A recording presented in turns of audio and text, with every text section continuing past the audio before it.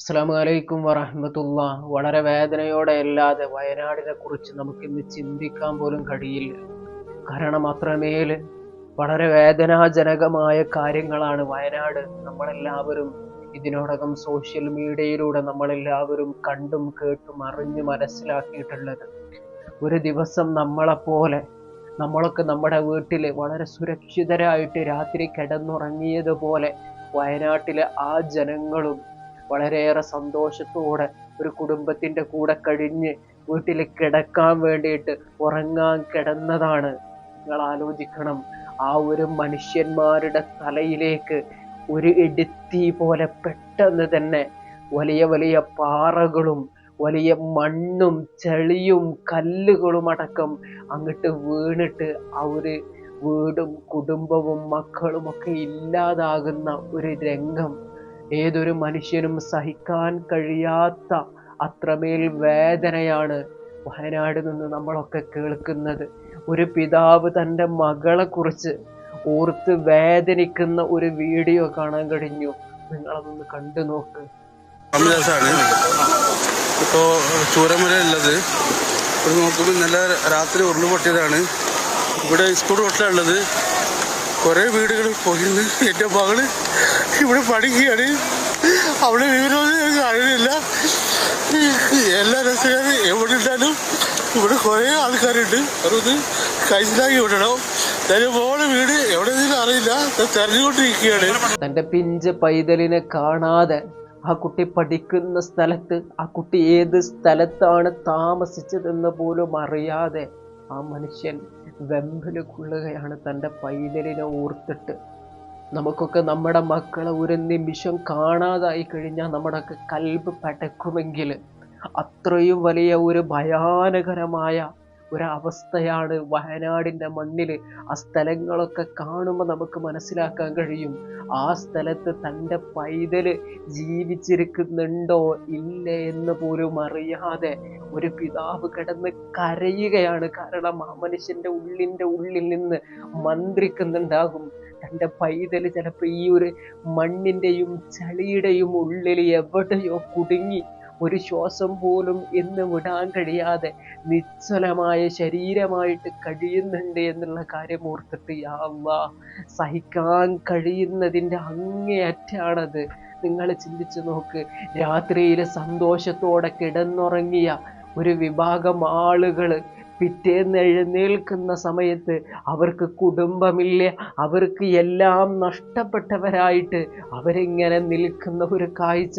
ഒരു കുടുംബത്തിലെ എത്രയോ ആളുകൾ പോയിട്ട് ഒരാൾ മാത്രം ബാക്കി നിന്ന് വീടും കുടുംബവും ഒന്നുമില്ലാത്ത സാഹചര്യം. പടച്ചോനെ, ചിന്തിക്കാൻ കഴിയോ നമുക്ക്?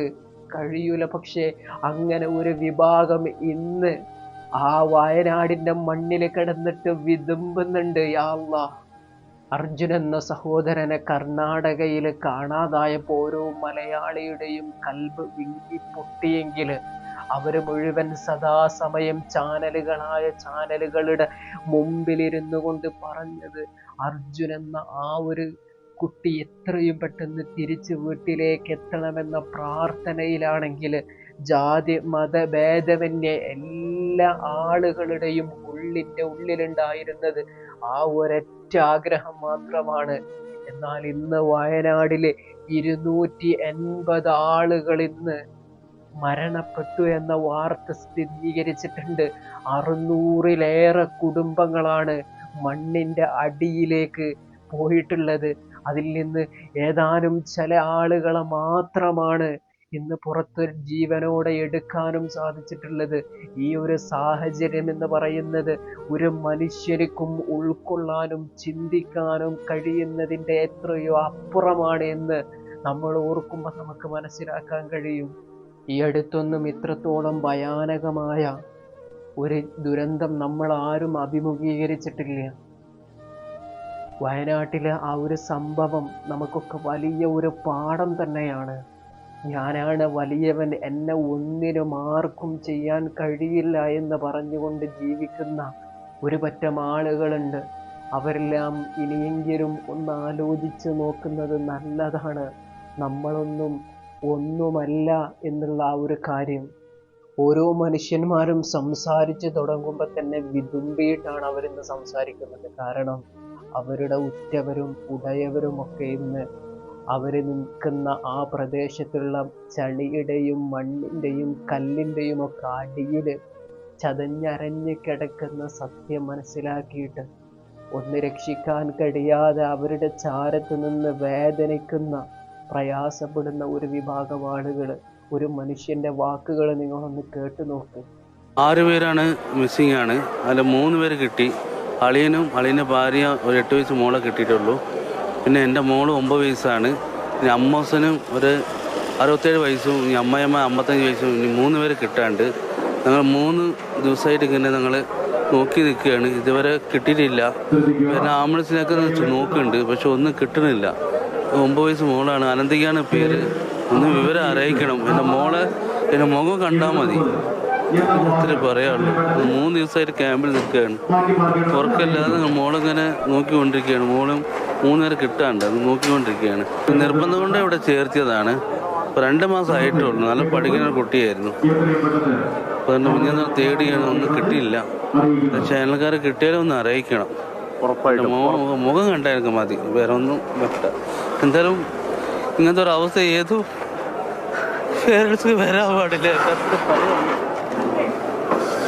തൻ്റെ മകളെ തെരഞ്ഞു നടക്കുന്നത് എവിടെയെന്നറിയോ നിങ്ങൾ? മോർച്ചറികളിലാണ്.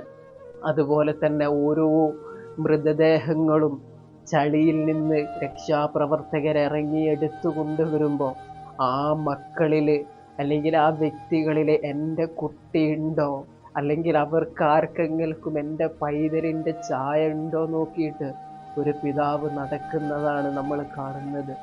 ഒരു മനുഷ്യനും ഇനി ഇങ്ങനെ ഒരു അവസ്ഥ ഉണ്ടാവരുതെന്ന് കൽബിൽ തട്ടിയിട്ടാണ് ആ മനുഷ്യൻ അത്രമേൽ വേദനയോടെ പറയുന്നത്. ഇങ്ങനെ 1ഉം 2ഉമല്ല, ഒരുപാട് ആളുകളാണ് ആ സംഭവ സ്ഥലത്ത് ഇന്ന് കൽബ് പൊട്ടി വേദനിച്ചിട്ട് നിൽക്കുന്നത്. ഇത്രയും വലിയ ഈ ഒരു സംഭവം വയനാട് അരങ്ങേറിയത് ഒരുപാട് ബിൽഡിങ്ങുകളും എസ്റ്റേറ്റുകളും ഒക്കെ നിൽക്കുന്ന ഒരു സ്ഥലത്തല്ല, മറിച്ച് പാവങ്ങളായ ചെറിയ സാധുക്കളായിട്ടുള്ള ആളുകൾ അവരുടെ അന്നന്നത്തെ വരുമാനങ്ങൾ കൊണ്ട് ഒരുമിച്ച് കൂട്ടിയുണ്ടാക്കിയെടുത്ത അവരുടെ കുടിലുകൾ, അവിടെയുള്ള പള്ളികൾ, അമ്പലങ്ങൾ എന്ന് കണ്ട സർവ സംഗതികളും, എന്തിനേറെ പറയുന്നു, ഒരു നാട് മുഴുവൻ ഇല്ലാതായ ഒരു സംഭവം. യാ അല്ലാഹ്, എത്ര ആലോചിച്ചിട്ടും ഒരു പിടുത്തവും കിട്ടുന്നില്ല.